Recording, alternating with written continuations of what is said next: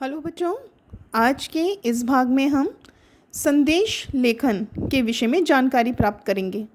बच्चों, CBSE board ने एक नया विषय संदेश लेखन इस बार के आपके पाठ्यक्रम में जोड़ दिया है, किंतु इससे घबराने की आवश्यकता नहीं है, क्योंकि बदलाव तो प्रकृति का नियम है और चीज़ें बदलती भी रहती हैं। हमें क्या चाहिए कि हम अपने आप को उसके हिसाब से ढालें या तैयार करें। तो चलते हैं आज के विषय की तरफ। अपने वर्णित विषय को समझने से पूर्व पहले ये समझते हैं कि संदेश का शाब्दिक अर्थ क्या होता है। संदेश का शाब्दिक अर्थ क्या होता है? खबर या समाचार। अच्छा, हमें संदेश लिखने की आवश्यकता क्यों पड़ती है? इसलिए पड़ती है कि किसी कारणवश जब हम किसी दूसरे व्यक्ति से सीधे बात नहीं कर पाते हैं, तब कोई जानकारी या समाचार या खबर हमें उस तक पहुंचाना होता है, तो हम किसका सहारा लेते हैं? संदेश का। बच्चों, संदेश भेजने का काम हम बहुत पहले से करते आ रहे हैं। जैसे आप लोगों को ज्ञात ही होगा कि कभी ये काम कबूतर करते थे, तो कभी हलकारा, बाद में घुड़सवार आए और धीरे धीरे चीज़ें बदलती गईं। यहाँ तक कि एक समय ऐसा भी आया जब आग जलाकर संकेत के माध्यम से भी संदेश भेजे जाते थे। लेकिन अब मोबाइल, फैक्स, ईमेल, बहुत सी चीज़ें बदल गई हैं जिनसे आप लोग भी रूबरू हैं। इनके बारे में आप लोगों को बहुत अच्छे से पता है। अब संदेश भी कैसे हो गए हैं? यांत्रिक हो गए हैं। अब हम पल भर में संदेश कहीं भी भेज सकते हैं, पढ़ सकते हैं। इसलिए संदेश लिखना कोई भी नई चीज़ नहीं है।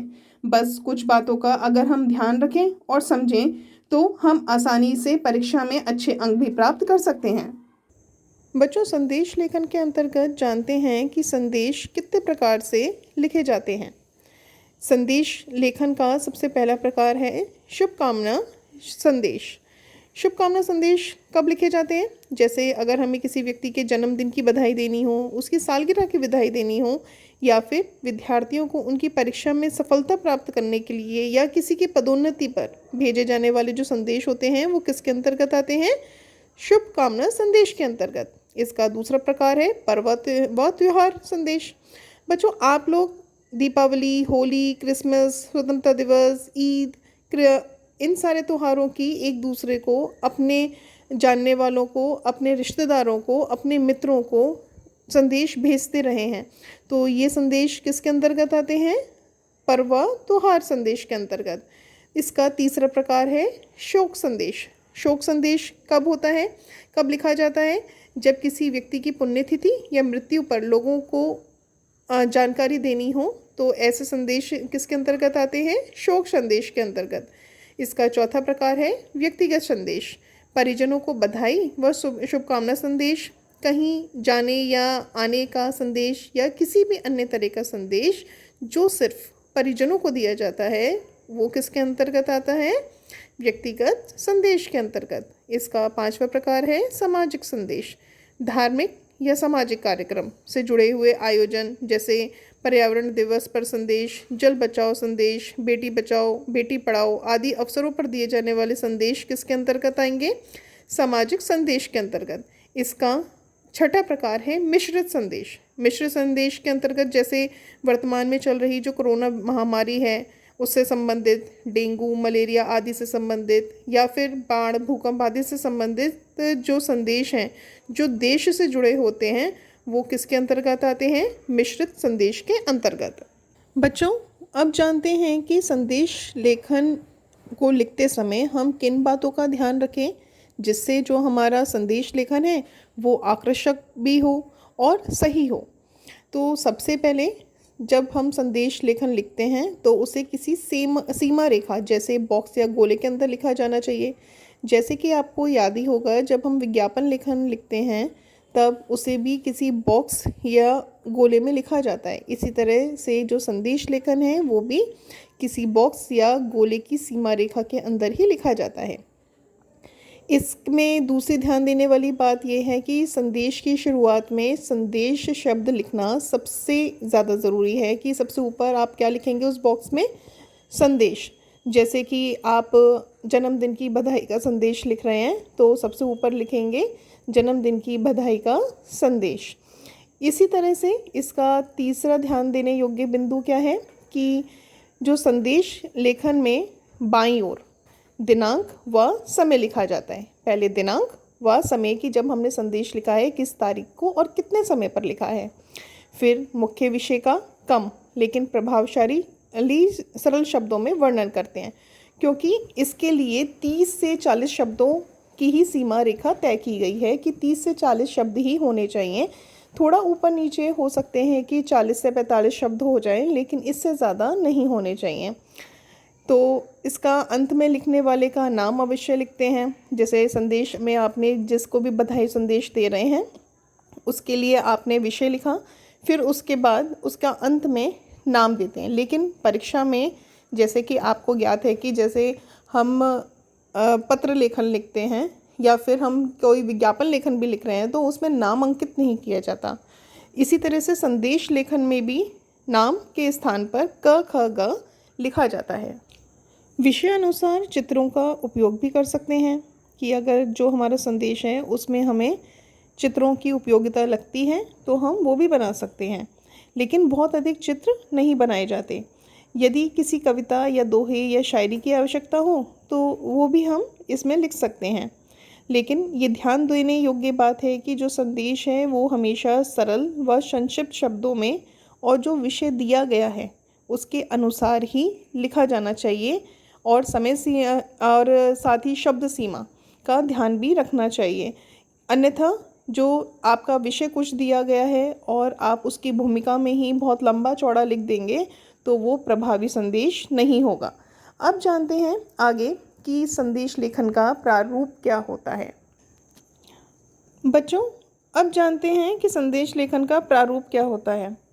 बच्चों, आप यहाँ पर देख रहे हैं कि सबसे पहले बाहर के किनारे नीले रंग के बॉक्स में अंकित हैं। जैसा कि हमने आपको बताया था कि जो भी संदेश लिखा जाता है वो किसी बॉक्स या गोले के अंदर लिखा जाता है। तो जो नीले रंग का बॉक्स आपको दिखाई दे रहा है उसमें हमने क्या बनाया है, एक बॉक्स बनाया जिसके अंदर हमने संदेश लिखा है। फिर उसके बाद सबसे पहले हमने बोला कि आपको संदेश अंकित का शब्द करना ज़रूरी है, तो हमने बीच में प्रारूप में क्या लिखा हुआ है, संदेश। फिर इसके बाईं ओर क्या लिखा है, दिनांक व समय। फिर संबोधन कि आप किसको संदेश लिख रहे हैं, जैसे मित्र को या फिर छात्रों को या फिर जिसको भी संदेश लिखा गया है उसके लिए संबोधन। फिर उसके बाद एक छोटा सा फिर एक नीला बॉक्स दिखाई दे रहा है जिसमें हम अपना संदेश लिखते हैं, वो भी संक्षिप्त में। तो ये आप बाद में भी बना सकते हैं। यहाँ पर आपको ये दर्शाने के लिए ये बॉक्स बनाया गया है ताकि आप इतना ही छोटा या फिर इसी प्रारूप में अपना संदेश लिखें। फिर नीचे प्रेषक लिखा जाता है। प्रेषक में अपना नाम नहीं लिखा जाता, उसकी जगह क्या लिखा जाता है, क ख ग। प्रेषक कौन होता है, भेजने वाला, तो उसकी जगह हम क्या लिखते हैं, क ख ग। बच्चों, यहाँ पर संदेश लेखन का एक उदाहरण दिया गया है जो कि दीपावली की शुभकामना देने के लिए अपने मित्र को लिखा गया है। तो आप सब लोग देख पा रहे हैं कि सबसे पहले हमने संदेश को एक नीले बॉक्स में लिखा है। फिर उसके बाद उसके बीच में क्या लिखा है, संदेश। उसके बाईं ओर हमने लिखा है तारीख व समय। उसके नीचे संबोधन। फिर उसके नीचे अपना संदेश, जैसे दीपावली के इस पावन पर्व पर मेरी व मेरे परिवार के सभी सदस्यों की ओर से हार्दिक शुभकामनाएं। यह त्यौहार तुम्हारे परिवार के लिए सुख, समृद्धि व आरोग्यता लेकर आए। बच्चों, फिर उसके नीचे बाईं ओर ही प्रेषक का नाम लिखा जाता है जो संदेश भेज रहा है। लेकिन यहाँ पर परीक्षा में हम नाम नहीं लिखते, उसकी जगह क्या लिखते हैं, क ख ग। इस तरह से ये एक उदाहरण है जिससे आप संदेश को लिखने का तरीका समझ सकते हैं।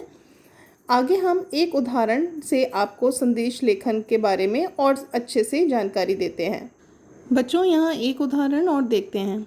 यहाँ पर जो विद्यालय के प्रधानाचार्य हैं वो अपने छात्रों को कोविड-19 महामारी के कारण विद्यालय के बंद होने की सूचना का संदेश किस प्रकार देते हैं, लिखेंगे, वो इस प्रकार है। सबसे पहले वही हम अपने संदेश को एक बॉक्स के अंदर लिखा जाएगा। फिर उसके मध्य में सबसे पहले ऊपर हम लिखेंगे संदेश, बाईं ओर लिखेंगे तारीख व समय। फिर नीचे लिखा जाएगा बाईं ओर ही संबोधन, फिर अपने विषय को लिखा जाएगा, जिसके अंतर्गत कैसे लिख सकते हैं हम। कोविड-19 महामारी के कारण शिक्षा निदेशालय के आदेश क्रमांक 123 दिनांक कोई भी लिखा जा सकता है के अनुसार विद्यालय दिनांक, आप कोई भी तारीख लिख सकते हैं, तक बंद रहेंगे। आप सभी अपने घरों में रहें, सुरक्षित रहें। स्वास्थ्य मंत्रालय द्वारा जारी सभी सावधानियों व नियमों का पालन करें। आप सभी के अच्छे स्वास्थ्य की कामना करता हूँ। फिर प्रधानाचार्य आएगा, फिर उसके बाद क ख ग विद्यालय। जैसा कि आपको बताया गया था कि प्रेषक की जगह हम कभी भी नाम अंकित नहीं करते हैं, क्या लिखते हैं, क ख ग। बच्चों, इन छोटी छोटी बातों को अगर हम ध्यान रखें तो हमारा जो संदेश लेखन है वो बहुत ही प्रभावी बन सकता है और बिल्कुल हम सही तरीके से उसे प्रस्तुत भी कर सकते हैं।